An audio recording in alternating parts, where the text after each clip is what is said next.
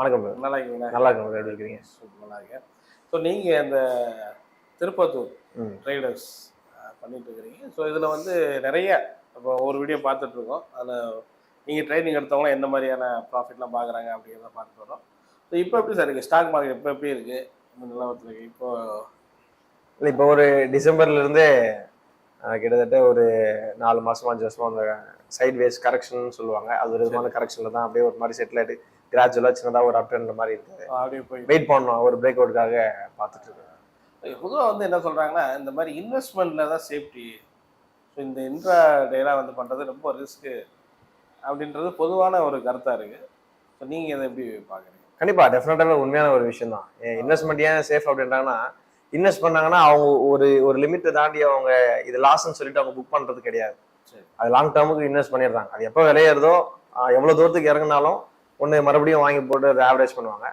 இல்லைன்னா மறுபடியும் எப்போ ப்ராஃபிட் வருதோ அது வரைக்குமே வெயிட் பண்ணுற அளவுக்கு எவ்வளோ லாஸ் பண்ணாலும் வெயிட் பண்ணுறாங்க. அதனால அது சேஃப்டின்னு நினைக்கிறாங்க. லாங் டேர்முக்கு எடுத்துகிட்டு போகிறதுனால அது பேசிவாக இருக்கிற ஒரு இன்கம் மாதிரி விட்டுருந்தாலும் சேஃப்னு நினைக்கிறாங்க. ஆனால் இன்ட்ராடே அப்படி கிடையாது. இதுதான் அவங்க இன்கம். அப்படி அவங்க ப்ராஃபிட்டோ லாஸோ ஏதோ ஒன்று அந்த டேக்குள்ளே அவங்க புக் பண்ணி ஆகணும். அப்போ புக் பண்ணும்போது எல்லா நாளும் ப்ராஃபிட்டே புக் பண்ண முடியாது. இன்வெஸ்ட்மெண்ட்னா ப்ராஃபிட் வர்ற வரைக்கும் வெயிட் பண்ணி புக் பண்ணலாம். இன்ட்ராடே அப்படி கிடையாது. அந்த டேக்குள்ளே ஏதாச்சும் ஒன்று புக் பண்ணணும்.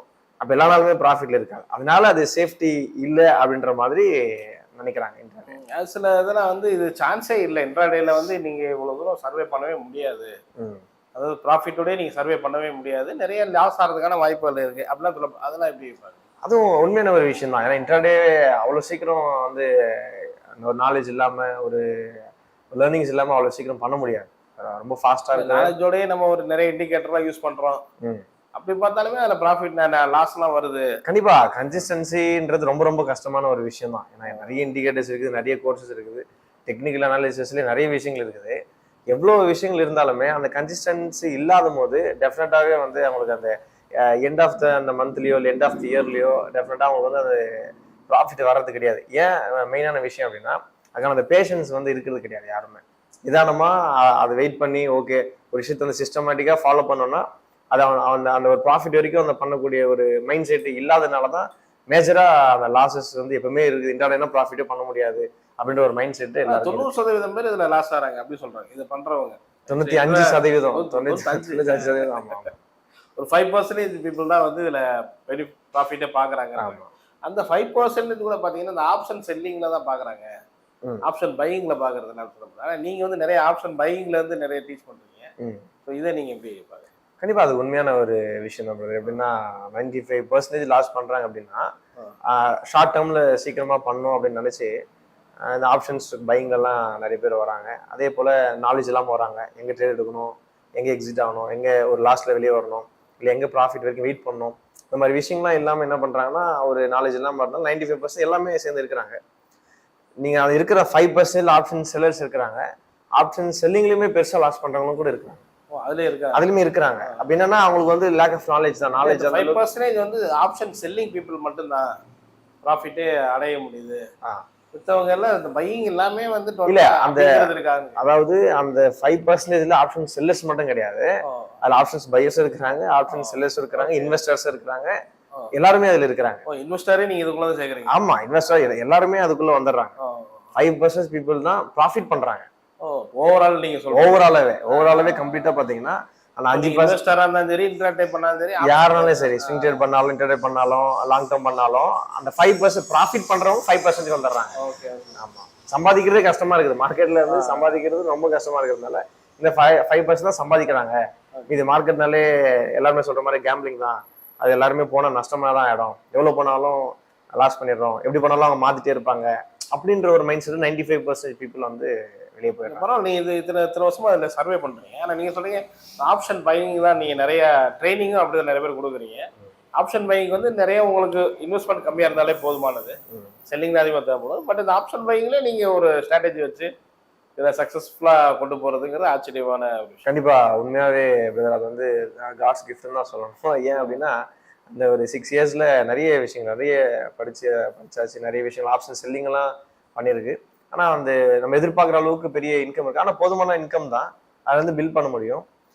சில விஷயங்கள் அதே ஒரு விஷயத்த கொஞ்சம் டீப்பாக உள்ள அனலைஸ் பண்ணும்போது நம்ம அதில் அப்படியே கொஞ்சம் டிராவல் பண்றதுனால, எப்பவுமே அதை நம்ம அனலைஸ் பண்ணி பார்த்துக்கிறதுனால நிறைய விஷயங்கள் நம்மளாலே வந்து ஃபைண்ட் அவுட் பண்ண முடியுது. புதுமையான விஷயங்கள் எல்லாத்தையும் கண்டுபிடிக்க முடியுது. எப்படின்னா அது கூடவே நீங்க நிறைய அனலைஸ் பண்றீங்க, பேக் டெஸ்ட் பண்றீங்க, நிறைய விஷயத்தை பார்த்துட்டே இருக்கீங்கன்னா கண்டிப்பா எல்லாருக்கும் ஒரு எக்ஸ்பீரியன்ஸ் கிடைக்கும். இப்போ ஒவ்வொரு கோர்ஸுமே ஒவ்வொருத்தருடைய நாலேஜ் தான். அந்த நாலேஜ் எப்படி கிடைக்குதுன்னா அவங்க ஒரு எக்ஸ்பீரியன்ஸ்னால கிடைக்குது. அப்போ ஒரு எக்ஸ்பீரியன்ஸ் இருந்தாலே அவங்களுக்குள்ள இருந்து ஏதாச்சும் ஒரு நாலேஜ் கிடைக்கும். அது மாதிரி நிறைய கோர்ஸ் பண்ணியிருந்தாலும் அது ஒரு கன்சிஸ்டண்டா பண்ணக்கூடிய விஷயங்கள் சில விஷயத்த வந்து கம்பைன் பண்ணும்போது அதுல ஒரு புதுசா ஒரு ஒரு செட்டப்பை நமக்கு வந்து கிடைச்சி அது பண்ணிட்டு இருக்கிறது ஒரு ஆப்ஷன்ஸ் பையிங்ல ரொம்ப சக்சஸ்ஃபுல்லா போயிட்டு இருக்கு. ஓகே, சந்தோஷம் சார். இன்னைக்கு நம்ம உங்க ட்ரைனிங்ல இன்னைக்கு யாரை மீட் பண்ண போறோம்? போன வீடியோல ரவி அப்படின்னு அவரை இன்ட்ரெஸ்ட் பண்ணி இன்னைக்கு யாரை நம்ம சந்திக்கிறோம்? இப்போ ஆதவன் சொல்லிட்டு ஒரு brother இருக்கிறாரு, அவரை நம்ம பார்ப்போம். எவ்வளவு இன்வெஸ்ட் பண்ண அவரை பண்ணிருக்காரு? அவர் இப்போ ஒரு 10 lakhs வச்சு இந்த ஆப்ஷன்ஸ் பையிங் ஸ்ட்ராட்டஜி வந்து ஒரு 10 lakhs. ஏன்னா அவர் வந்து கம்ப்ளீட் இன்டர்நேஷனல் மார்க்கெட் எல்லாமே பண்றாரு. ஃபாரெக்ஸ் ட்ரேடிங், கிரிப்டோ எல்லாத்தையுமே வந்து கம்ப்ளீட்டா ஓவராலா பண்ணிட்டு இருக்காரு. ஓவராலுடைய எல்லாத்தோடைய கேபிட்டல் வந்து பாத்தீங்கன்னா ஒரு 60-70 lakhs அப்படி இருக்கும். ஆப்ஷன்ஸ் பையிங்ல ஒரு ஒரு 10 lakhs வச்சு இப்போ ஸ்டார்ட் பண்ணியிருக்காரு. ஓகே, நம்ம அவர் மீட் பண்ணலாம். என் பேர் ஆதவன். நான் படித்தது MBA, சாஃப்ட்வேர் இன்ஜினியராக ஒர்க் பண்ணிட்டுருந்தேங்க. பெங்களூரில் ஒர்க் பண்ணிட்டுருந்தேன். ஓகே. கம்பெனிஸ் MNC கம்பெனிஸில் HCL அண்ட் இன்ஃபோசிஸ், அக்சென்ச்சர், கடைசி IBMல ஒர்க் பண்ணிட்டு இருந்தேன். சரி. 2016 வரையும் ஒர்க் பண்ணிட்டு இருந்தேன். அதுக்கப்புறம் வந்து ரிசைன் பண்ணிட்டேன். 1 lakh கிட்ட வந்து சேலரி மந்த்லி வாங்கிட்டு இருந்தேன். அதுக்கப்புறம் ஜாப் ரிசைன் பண்ணிட்டு ஃபுல் டைமராக ட்ரேடிங்கில் பண்ணிட்டு இருக்கேன். ட்ரேடிங் பண்ணுறீங்க.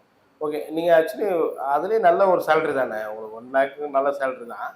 கரெக்ட். அதை விட்டுட்டு எதுக்கு நீங்கள் ஃபுல் ட்ரேடராக இருக்கீங்க? ஜாப்ல 1 lakh நல்ல சேலரி. முக்கியமான விஷயம் பார்த்தீங்கன்னா டைம் ஃப்ரீடம், மணி ஃப்ரீடம் வந்து ரெண்டுமே இருந்தால் தான் லைஃப்க்கு நல்லா இருக்கும் இல்லைங்களா? ஜாப்ல பார்த்தீங்கன்னா பொலிட்டிக்ஸ் இருக்கும், அதுக்கப்புறம் மேனேஜர் ப்ரெஷர் இருக்கும், ஒரு ஸ்லேவர் இது மாதிரி தான் ஒர்க் பண்ணிட்டு இருக்கணும். எப்பயுமே மேனேஜர் வந்து என்ன சொல்கிறாங்களோ ஒரு நமக்கு இஷ்டம் மாதிரி ஒரு லீவ் எடுக்க முடியாது.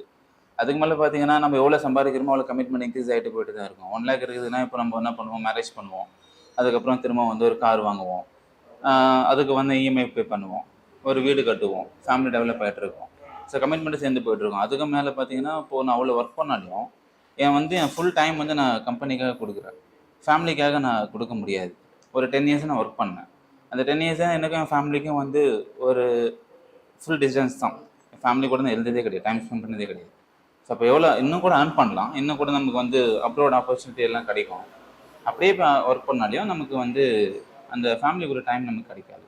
இருக்கிற மணி மட்டும் நம்ம சம்பாதிப்போம், நம்ம அப்புறம் டைம் ஸ்பெண்ட் பண்ண முடியாது. ஸோ அப்படி பார்க்கும்போது நான் வேறு ஏதாச்சும் பண்ணணும் அப்படின்னு சொல்லிட்டு ஸ்டார்டிங்லேருந்தே அந்த தாட் இருந்தது.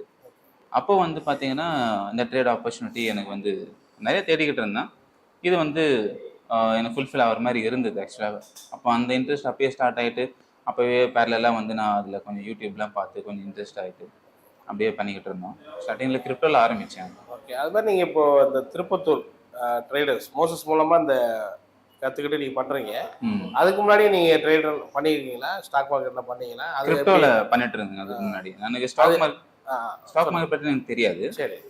பட் கிரிப்டோவில் மட்டும் பண்ணிக்கிட்டு இருந்தேன். ஓகே. அதில் பார்த்தீங்கன்னா எனக்கு நாலேஜ் எதுவும் கிடையாது ஆக்சுவலாக. ஸோ அதில் இனிஷியலாக வந்து அந்த கிரிப்டோவில் புல்லிஷ் டைமில் நான் வந்து ட்ரேட் பண்ணும்போது எதில் மணி போட்டாலையும் இன்கம் வந்துக்கிட்டு தான் இருந்தது. ஸோ அதில் இன்னும் இம்ப்ரூவ் ஆகி பண்ணிக்கிட்டு இருந்தேன். ஸோ அப்படி பண்ணும்போது கூட என்ன சின்ன புல்லிஷ் மார்க்கெட் போனதுக்கப்புறம் ஃபுல் லாஸ் தான் ஆக்சுவலாக. ஸோ இது ஜஸ்ட் கலரை பார்த்து நம்ம ட்ரேட் பண்ணுற மாதிரி தான், க்ரீன் அண்ட் ரெட் கலர் அப்படி பார்த்து கேண்டலில் பார்த்து சும்மா ட்ரேட் பண்ணிட்டு இருக்கோம். எதில் மணி போட்டாலே அதில் ஏர்ன் பண்ணிட்டு இருப்போம். எல்லா ட்ரேடர்ஸும் ஸ்டார்டிங்கில் அப்படி தான் பண்ணுவாங்க. அதை பார்த்துட்டு எல்லாம் என்ன பண்ணிடுவாங்க, பிலீவ் பண்ணிவிட்டு அவ்வளோதான் இதுக்கு மேலே லைஃப் செட்டில் பண்ணிடலாம், இது ஈஸி தான் ட்ரேடிங் அப்படின்னு சொல்லிட்டு பண்ணுவாங்க. பட் அதுக்கு மேலே ட்ரேடிங்கில் நிறைய விஷயம் இருக்கிறதுல எனக்கு தெரியல. அதெல்லாம் வந்து மோசஸ் வந்ததுக்கப்புறம் தான் நான் கற்றுக்கிட்டேன். நாங்கள் என்ன திருப்பத்தூரில் வந்து இதுக்கு முன்னாடியே நாங்கள் மீட் பண்ணியிருக்கோம் மோசஸ்லாம்.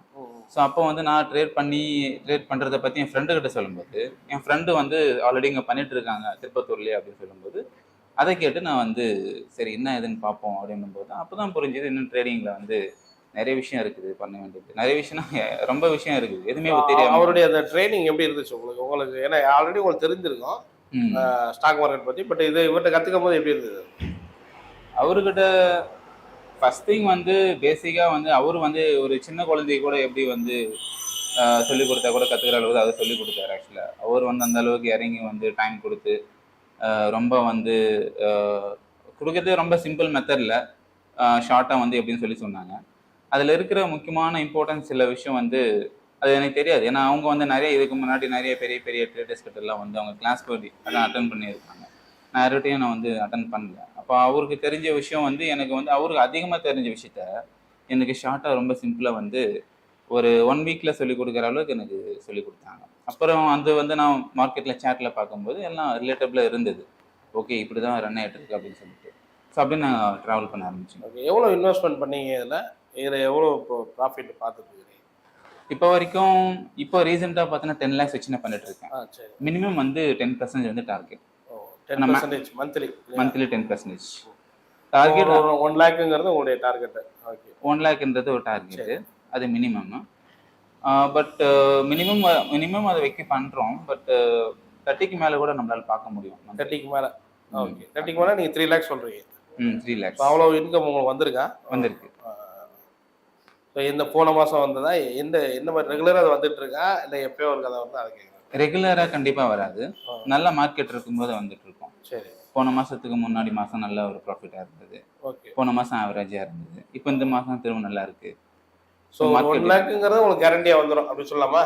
guarantee. ஆனால் அதுக்கு மேலே கூடுறதுங்கிறது நம்ம அதுக்கப்புறம் பார்க்கணும். ஆமாம், கரெக்டுங்க. அதுக்கேற்ற மாதிரி மாறும், மார்க்கெட்டுக்கு ஏற்ற மாதிரி மாறும். மார்க்கெட்டுக்கு ஏற்ற மாதிரி மாறும். ஓகே, ஆனால் வந்து நீங்கள் இப்போ இந்த 1 லேக்குங்கிறது ஆல்ரெடி நீங்கள் ஏர்ன் பண்ணிட்டு இருந்தது தான். ஆமாம், கரெக்ட். பட் இப்போ இது வந்து உங்களுக்கு ஒரு எமோஷனலாக ரொம்ப டென்ஷனாக இருக்கும். இது இன்வெஸ்ட்மெண்ட் போட்டு பண்ணுறீங்க அப்படின்லாம் வந்து வெளியே இருந்து பார்ப்பாங்களா? அவங்களுக்கு நீங்கள் என்ன?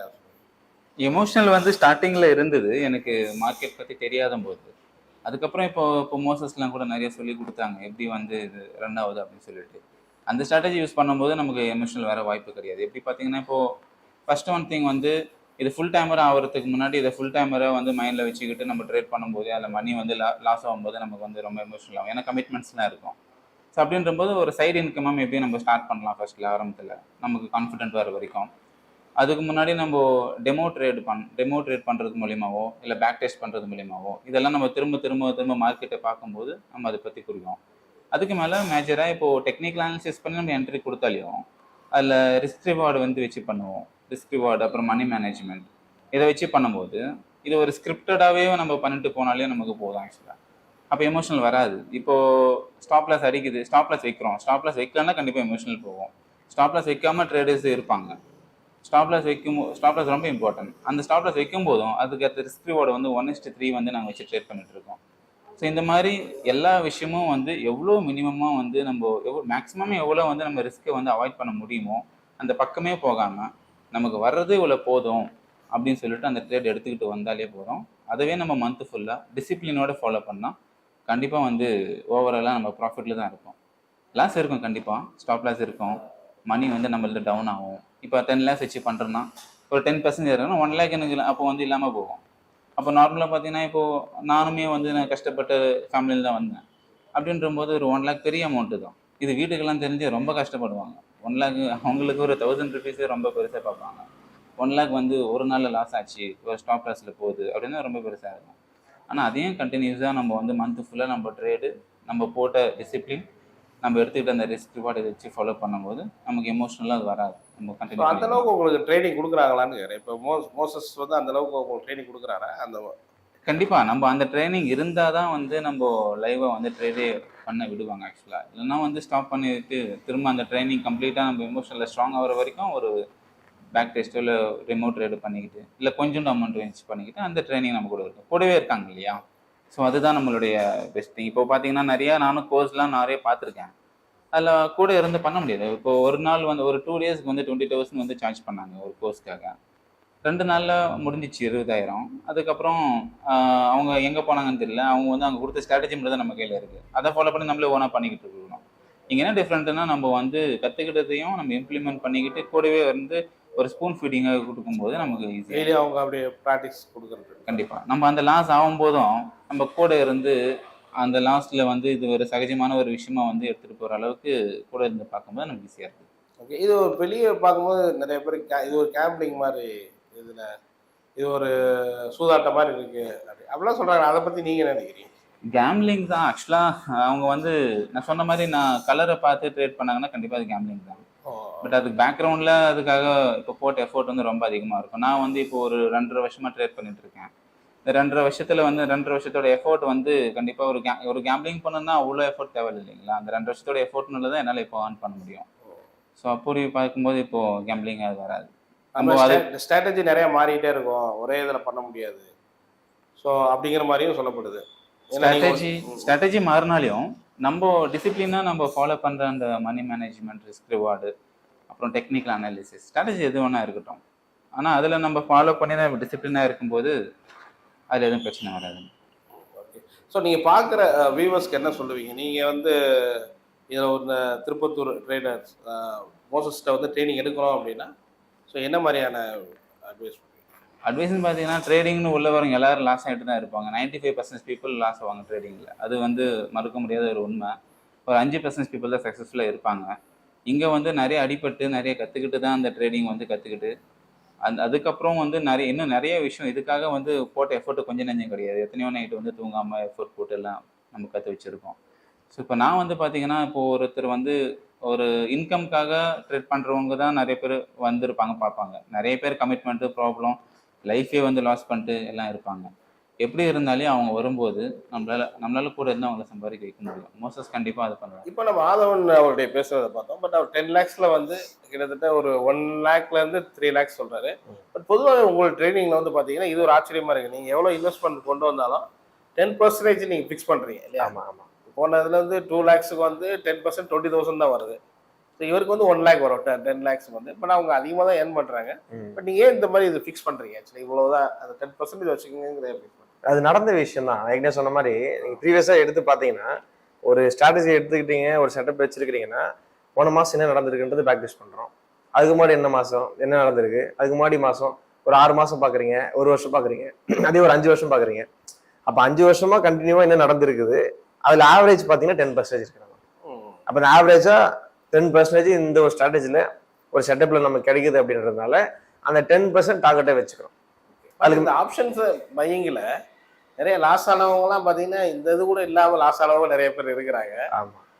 ஆனால் இப்போ நீங்கள் சொல்கிற ஸ்ட்ராட்டஜியில் வந்து அந்த 10% கன்ஃபார்மாக நம்ம ஏர்ன் பண்ணிக்கலாம் இல்லையா? ஆமா, டெஃபினட்டா. ஸோ ஒரு 1 lakhனா 10,000 மந்த்லி பண்ணிக்கலாம். ஆமா. ஸோ அதுக்கு மீறிங்கிறதும் நமக்கு இப்போ நீங்கள் நிறைய உங்கள் ட்ரைனிங்கில் பார்க்க முடியுது. இவரே 3 lakhs வரைக்கும் ஆதவன் சொல்கிறாரு. ஆமா. ஸோ அந்த மாதிரி இது நடக்குது. பட் எப்படி இதெல்லாம் நீங்கள் ட்ரைனிங்ல தெளிவாக சொல்லி கொடுத்துருவீங்களா இந்த விஷயம்லாம்? ஆமா, ட்ரைனிங்ல வந்து நம்ம ட்ரைனிங் எப்போ A to Z கம்ப்ளீட்டா இருக்கும். 0 knowledgeல இருந்து மார்க்கெட்னா என்ன, உள்ள என்ன நடக்குது, எல்லாத்துக்குமே கம்ப்ளீட்டான ஒரு விஷயத்த வந்து அவங்க கம்ப்ளீட் நாலேஜ் கிடைக்கும். அதாவது இதுக்கப்புறம் இவங்க ஒரு விஷயத்த கத்துக்கிட்டு பண்ணணும், இதுக்கப்புறம் மேற்கொண்டு வேற எதனா கத்துக்கணும் அப்படிலாம் கிடையாது.